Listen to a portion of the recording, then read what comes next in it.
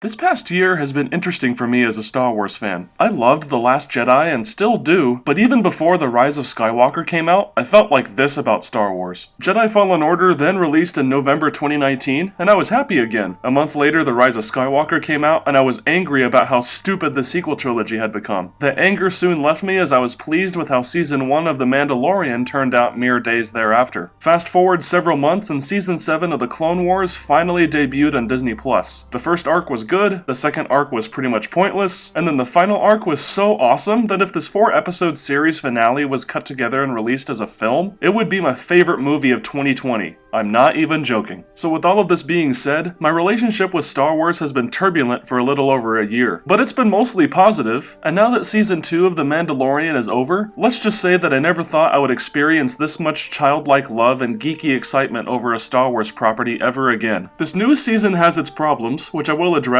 but as a whole, I was supremely satisfied with where Jon Favreau's creation went over these past 8 episodes. Rather than doing a review of the whole season though, I would like to discuss my thoughts and share a score on each individual episode, and then summarize everything in the end. I did something similar when reviewing Season 7 of The Clone Wars back in May, for instead of scoring the whole season, I offered scores for each of the 3 separate story arcs spread across its 12-episode run. And moving forward, this is how I prefer to approach reviewing individual seasons of television, and when I talk about all seasons of a series in a single video, such as my Avatar review, this is a situation where I will provide a score for that show in its entirety. Anyway, semantics aside, let's jump into my thoughts on Season 2 of The Mandalorian. If you have not seen any of these episodes, I would recommend watching them before this video because I will practically be spoiling all of them. You have been warned!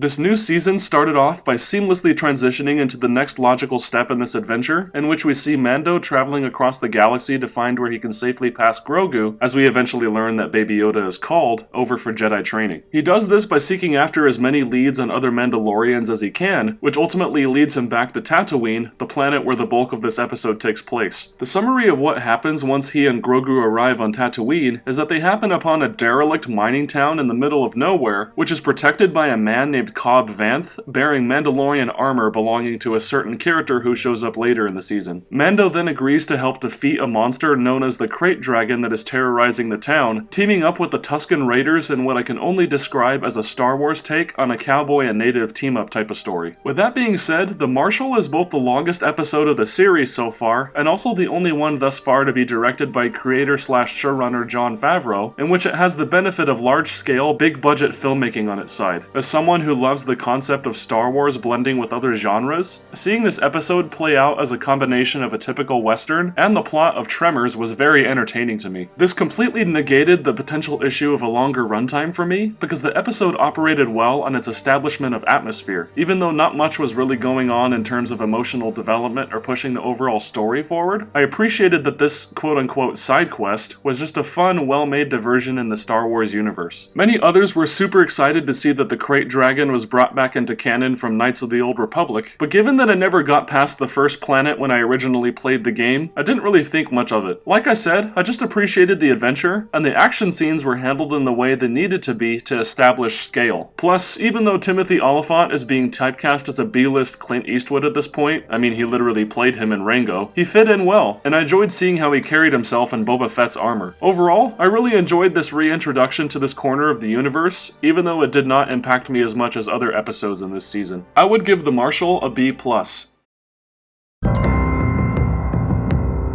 Most people seem to agree that this is the weakest episode of the whole season, and honestly, I would say the same thing. But I should make it clear that I actually enjoyed every single episode of Season 2. Naturally, not every chapter would be a complete banger, and The Passenger just happened to be the one I have the least personal connection to. In this chapter, Mando had reluctantly provided the Razor Crest as a transport for the Frog Lady, who is desperately trying to get home to her husband so that he can fertilize the last egg she has and ever will produce in her life. Along the way, he's forced to crash land on a desolate desolate, icy planet after an encounter with some New Republic X-Wing pilots, only to then face some monstrous spider-like creatures. What I do like about this episode and where it ultimately goes is that director Peyton Reed, mostly known for his work on the Ant-Man films, essentially crossed Star Wars over with the Alien franchise. The first 2 episodes of this season went with the Monster of the Week template, and even though others seem to have taken issue with this creative choice resulting in filler, I honestly don't mind the idea of the Mandalorian having these intermittent side stories. Chris Stuckman had mentioned this very thing in his own review, in which I share his opinion that filler in the Mandalorian allows for the different directors to just have fun with delving into the Star Wars universe. With this, I am glad to see that they did more to meld Star Wars with creature horror, for they had previously dabbled in such places with the whole mind-controlled clones thing in the Clone Wars, along with the scene with the Wampa in The Empire Strikes Back, but this episode is the first time I can recall anything Star Wars related directly paying homage to a horror property. In this case, Grogu comes in contact with what look like xenomorph eggs, although instead of being impregnated by a facehugger, he just ends up eating what he finds inside of the unfolded egg. It adds up to some solid sequences that blend sci-fi, action, and horror elements all at one time, punctuated by convincing effects that make the horde of albino spiders a very threatening force. Like the previous episode though, I didn't really feel much of an emotional connection to the story at all, especially since the constancy of the running joke with Grogu eating the unfertilized eggs and the frog lady never noticing actually ended up diffusing the tension for me rather than amplifying it. On top of that, despite how enjoyable it was for me to see Star Wars delving more into the horror genre, the plot progression of the episode felt predictable and was resolved with liberal uses of conveniences, particularly in how the aforementioned X-Wing pilots returned to save the day. Still, it's not a bad episode whatsoever, and I think people need to stop thinking that if an episode is filler, that automatically qualifies it as bad. I'd give The Passenger a B-.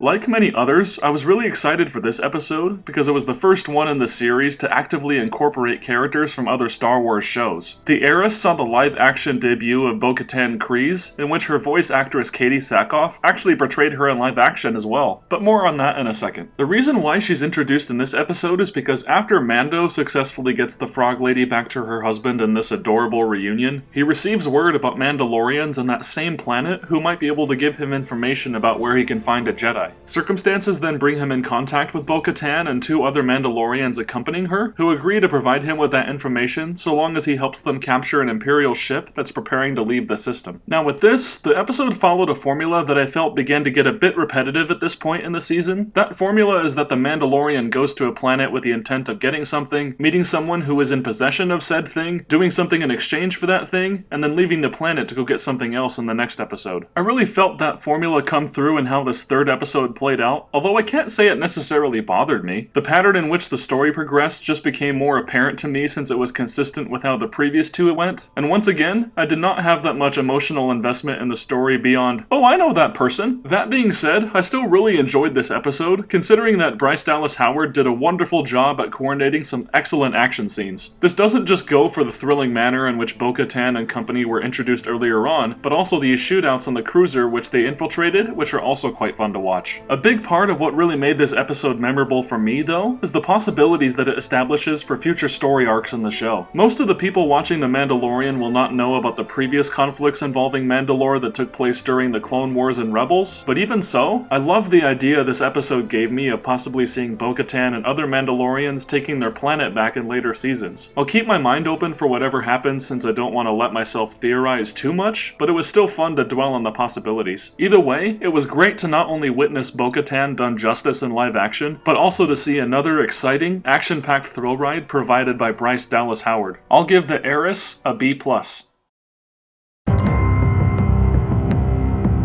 I don't have as much to say about this one since it's similar to the previous episode and that it's much more about action as opposed to the story, but I must reiterate that I enjoyed every single episode in this season. Same goes for this consistently action-packed installment that comes to us from director Carl Weathers. At the end of the 3rd episode, Bo-Katan suggested that Mando look for Ahsoka Tano. However, Mando knew that his ship would not be able to make the complete trip needed to reach Ahsoka in the state it was in, so he decided to go back to Navarro to meet up with his allies Cara Dune and Greef Karga. Upon arrival, arrival, he agrees to assist them with eliminating the last remaining Imperial base on the planet while the Razor Crest receives its needed repairs. That's why I mentioned that I don't have as much to say with regards to this particular episode, because it follows that same formula I had brought up for the episodes that came before. But it's a formula that certainly seems to be working in this show's favor, because despite the expected plot structure for each of these quote-unquote filler episodes, they enable the cast and crew to not get caught up in expanding the Star Wars lore and simply give us something fun. In this case, the plot is sufficient enough to allow for a straightforward heist/sabotage story to work, which is complemented by entertaining action and fresh banter between the characters. It helps that Pedro Pascal, Gina Carano, and Carl Weathers still share good on-screen chemistry, and it was nice to see that blue fish guy from the pilot episode get more chances to be pathetically funny in his interactions with those same actors. The standout moments of this episode for me were the canyon chase between this hijacked tank and then both the speeder bikes and TIE fighters, and then when Mando does an aerial somersault and Grogu puts his arms up as though he's riding a roller coaster. As cute as the little guy is, I normally don't fall for him as hard as most other people do, but that moment was irresistible. It's a fun episode to be sure, so I'm more than happy to give it a B, but it has nothing on the episode that comes next.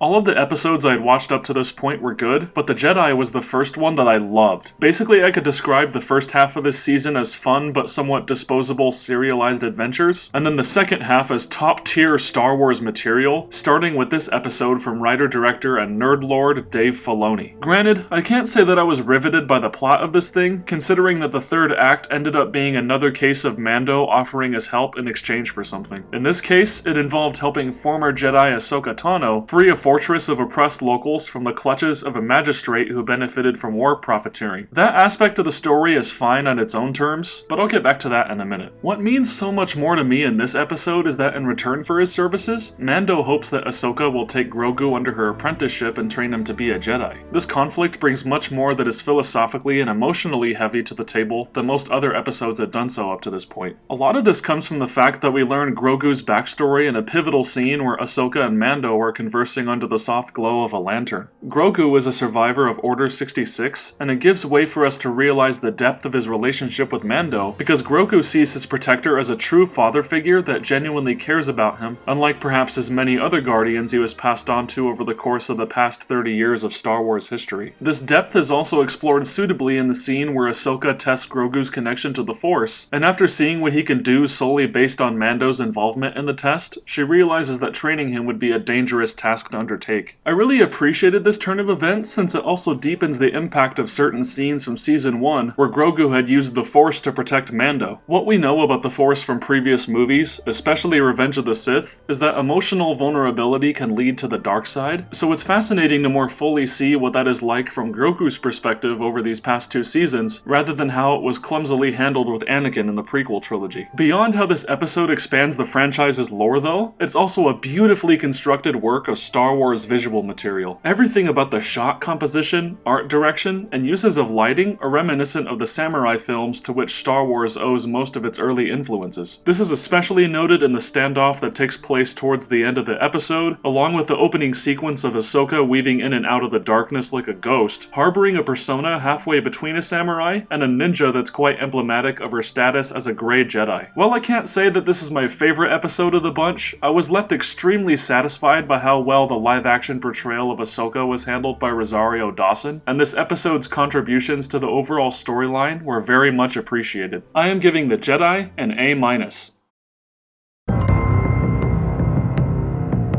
We now move on to the shortest, yet quite possibly the fastest paced and most action-packed episode of them all, and one that I positively adored. The tragedy sees Mando and Grogu traveling to the planet Tython per the recommendation Ahsoka gave them. The intent of their journey to this planet is that a remnant of a Jedi temple, a seeing stone of sorts, will enable Grogu to call out to other Jedi through the Force. Upon arrival though, who should also come to the surface than Boba Fett himself, Fennec Shand whom Mando believed to be dead, and a platoon of stormtroopers that attract track the Razor Crest all the way to this planet. What then ensues is a desperate endeavor to protect Grogu while he attempts to communicate through the Force. This episode is extremely compelling because everything here feels as though it's truly locked into the moment. The tension is tight, the stakes are high, and the pacing moves at a breakneck speed from beginning to end. It's an episode of consequence, and this is truly felt by the writer's willingness to put Grogu in genuine danger, especially when we see him actually get abducted by the sinister Dark Troopers. Moreover, after taking a beating numerous times throughout seasons 1 and 2, the Razor Crest finally just gets obliterated by a single laser blast from the sky. Rather than hanging tightly onto now widely popular iconography, these moments prove that those making the executive decisions for this series care more about keeping things fresh and exciting rather than keeping the status quo. Another big part of this comes in the treatment of characters and the action scenes. For Fennec and Mando may not get that much here in terms of emotional growth, but their personalities have chances to deepen due to the performances given by their respective actors, particularly in the moment where the Razor Crest is destroyed, and you can just tell that he's devastated by the sight of his ship's decimation, even though you can't see Pedro Pascal's face here. However, Tamora Morrison is the undeniable standout as Boba Fett, who after being pathetically tossed aside in the original trilogy, finally got the opportunity to prove himself in live action. And neither the writing nor physical portrayal disappointed, for his dialogue depicts a man who cares not for what others think, aside from abiding by personal honor and respecting the legacy of his father. The hand-to-hand combat he engages in feels as though it matches Morrison's Maori heritage perfectly, given the grace and ferocity by which he utterly brutalizes stormtroopers with the gaffy stick. And once he has his armor, the action that takes place thereafter just speaks for itself. Let's watch and observe, shall we?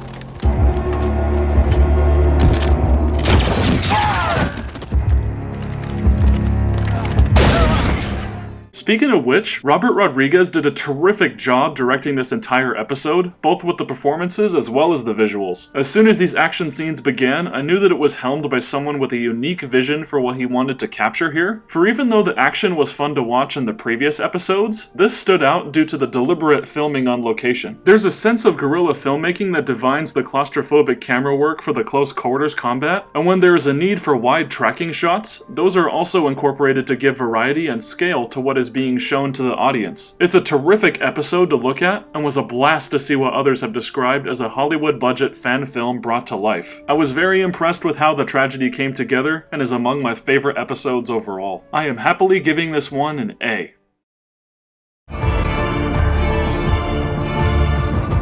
Rick Famuyiwa, who directed episodes 2 and 6 of Season 1, returned as both writer and director for the penultimate installment of Season 2, and even though it doesn't quite reach the same heights as the episode that preceded it, it is still quite an entertaining ride. After losing Grogu to the clutches of Moff Gideon, Mando seeks out a means of obtaining the location of Gideon's cruiser for the purpose of a rescue mission. Cara Dune agrees to release Miggs Mayfeld, the ex-Imperial mercenary played by Bill Burr from the previous season, in hopes that he will be able to point them to a location where they can get the information Mando is seeking after. With Boba Fett and Fennec accompanying them, they set off for the planet Morak. You might say that this episode is not as strong as others because you would hope that the installment leading up to the finale would build up the suspense into a shocking cliffhanger, kind of like how episode 7 of the first season did. Rather, this is only achieved in the last 30 seconds when Mando taunts Moff Gideon in a transmission echoing many of the same words Gideon used against him in the previous season. It's a satisfying way to signal what's to come next, but everything else is pretty much the stuff of a mid-season filler episode. Not that it's bad by any means, rather it feels like an extra step that had to be taken in order for the writers to get the story where they wanted it to be. I must stress that this is a fun sidestep though, and contains material useful for the end of developing the characters more. Mayfeld is primarily the one who receives the greater depth, for there are multiple moments where he gets the chance to unravel his backstory and dissolution with the Empire, particularly in a compelling exchange between him and a former superior. Kudos to Bill Burr for giving it his all in a franchise that he's gone on record for mocking in the past. Pedro Pascal also gets some moments to shine here, the best of which consists of this thrilling action scene atop a moving truck, where he shows how vulnerable Mando is without his special Beskar-laden armor, and when he's forced to remove his helmet and put himself in danger, all for the purpose of finding any information he can get for finding Grogu. But really, we all know what the coolest moment in this episode was, for everyone felt it when it happened.